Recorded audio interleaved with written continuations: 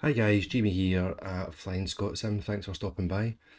In today's video, I'm going to be demonstrating the performance I'm getting on Microsoft Flight Simulator 2024 from a graphical perspective. Before we jump into the game settings, what I'd like to do is just give you a quick rundown of the specifications of my rig. So I'm currently running a CPU which is a Ryzen 7 5700X 3D. A GeForce RTX 3060 Ti graphics card, 32 gigabytes of DDR4 RAM clocking in at 3600 megahertz, and a display resolution of 1440p on my 1440p 144 hertz refresh rate monitor. With these components, I try and aim for a high level of detail whilst maintaining a solid frame rate, especially in dense areas. And what I'd like to make clear here is that I'm not running any external software such as Auto FPS. Whilst programs like this can be excellent, I like to try and dial the base settings in and get them right before I start to mess around with external bits of software. So first and foremost, display mode. I like to run the game on full screen. It just gives you a better performance and reduces input lag.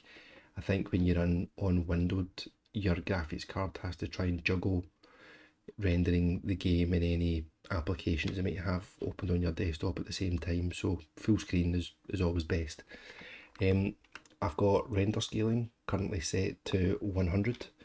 So render scaling at 100 just means the game's rendering a native resolution of 2560 by 1440 or 1080, whichever you're running on.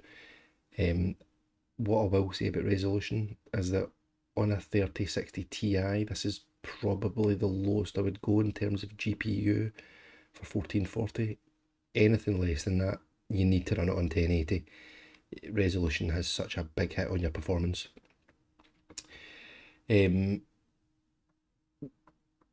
So I've got anything above 100 does increase your quality on your render scaling, but it has a massive hit on your performance, and going below 100 can boost your performance, but it does reduce that visual fidelity. I've got VSync set to off. Turning VSync off can reduce input lag and potential stuttering. It might introduce some screen tearing if your FPS exceeds your monitor's refresh rate, but I highly doubt that you're going to get anything like over 100 FPS regardless of what GPU you're running in Flight Sim 24. Anti-Aliasing, I've got that set to NVIDIA DLSS on balanced. DLSS uses AI upscaling to provide smoother edges whilst boosting your FPS.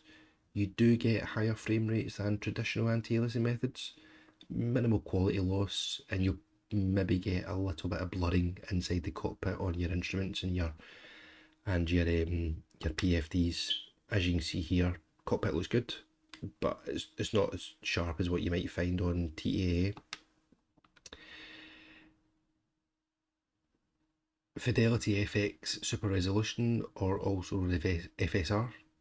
This is AMD's equivalent of DLSS. So unless you're running an AMD card, I would just stick to DLSS, to be honest. FSR set to off just to avoid any conflicts, because DLSS performs better on RTX cards, generally speaking. Terrain level of detail, I've got this set to 100. This controls how detailed the terrain is at distance. Higher values can improve distant scenery, but significantly reduce your performance. Your object's level of detail, I've got mine set to 150. This determines how detailed buildings and other objects appear at range. 150 keeps objects crisp further away at a moderate performance cost. Off-terrain pre-caching, I've got this set to ultra. So what this does, this preloads terrain so you don't see popping when you're panning the camera.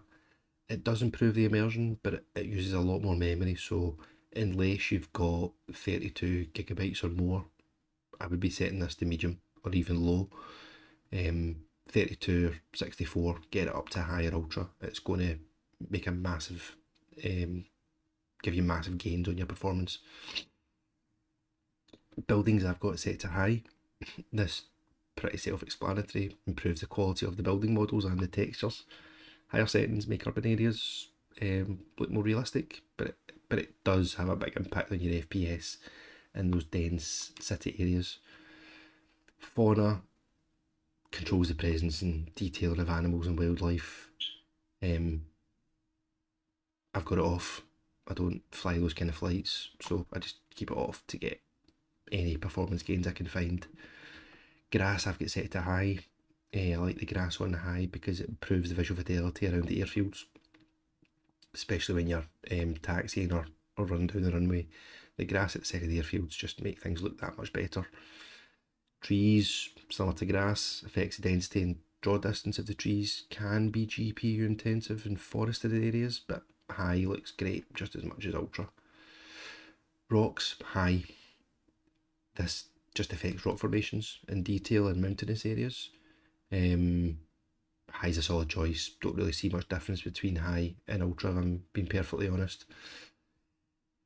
Road traffic I've got set to ultra, so this just adds more vehicles and detail on the roads.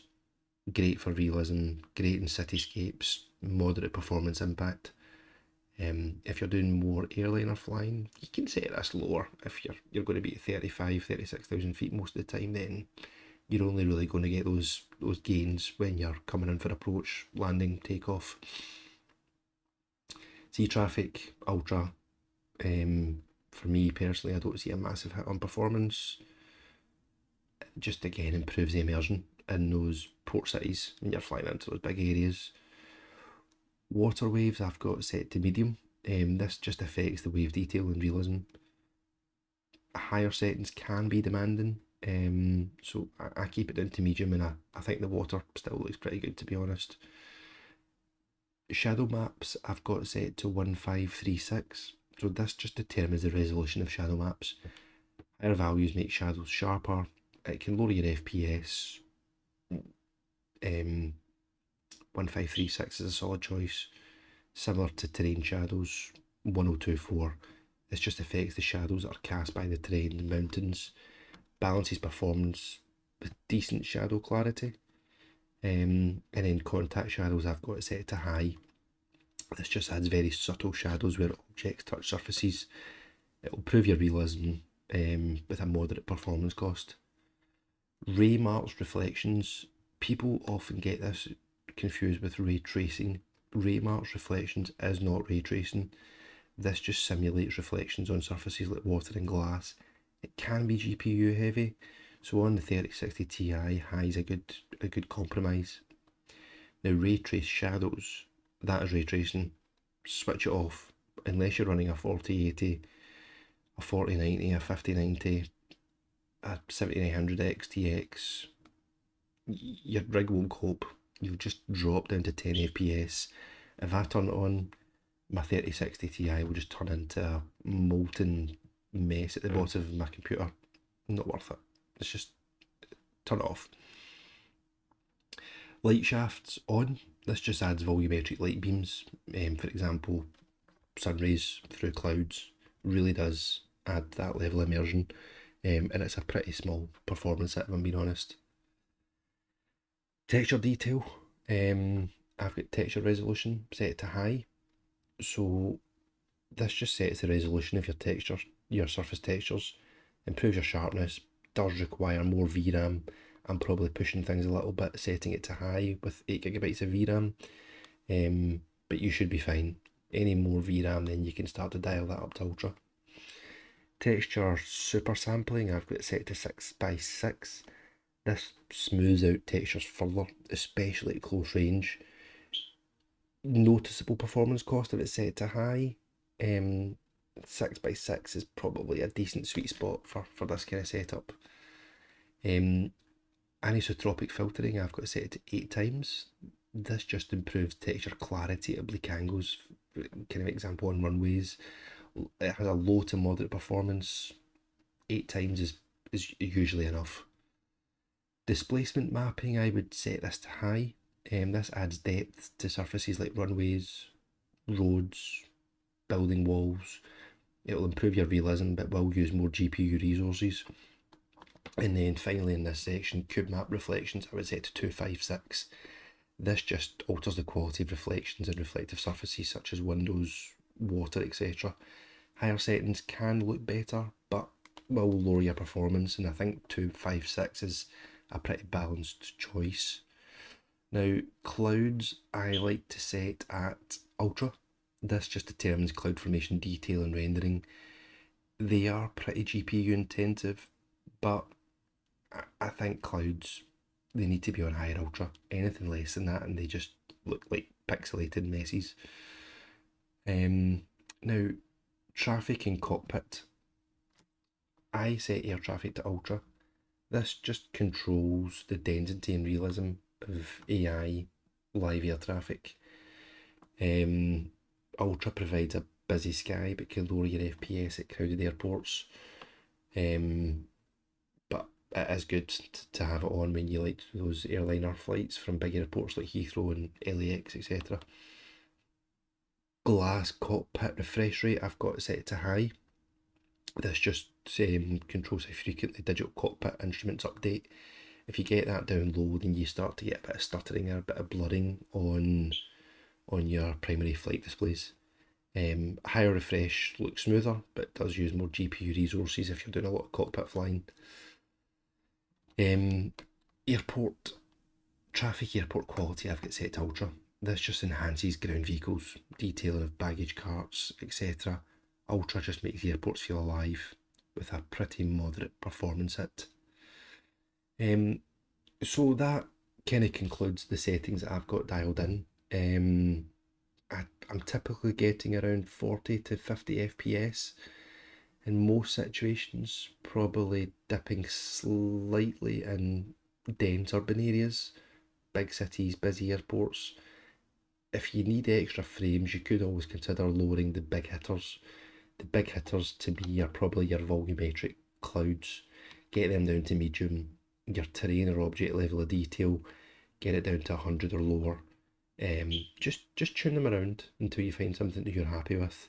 And then your shadows and your ray marks reflections also have quite big hits on your performance as well. Tweak around with them until you find the perfect balance for your rig. Every PC is different. You won't find any two graphics cards the same. Even if you've got a 3060 Ti, it'll perform slightly differently from somebody else's 3060 Ti. So just play around till you find the settings that work for you, and let me know how you get on. So that kind of wraps up my settings for this video. I hope this guide helped you optimise your own flight sim experience. If you found it useful, hit the like button, please subscribe, it helps me out massively, and leave comments below. Like I said, this is going to be a community channel. I'm going to create the content that you guys want to see, so let me know what you want to see, what you want me to put up next, and I'll get to work on it as soon as I can. Thanks for watching, and I'll see you guys in the next video.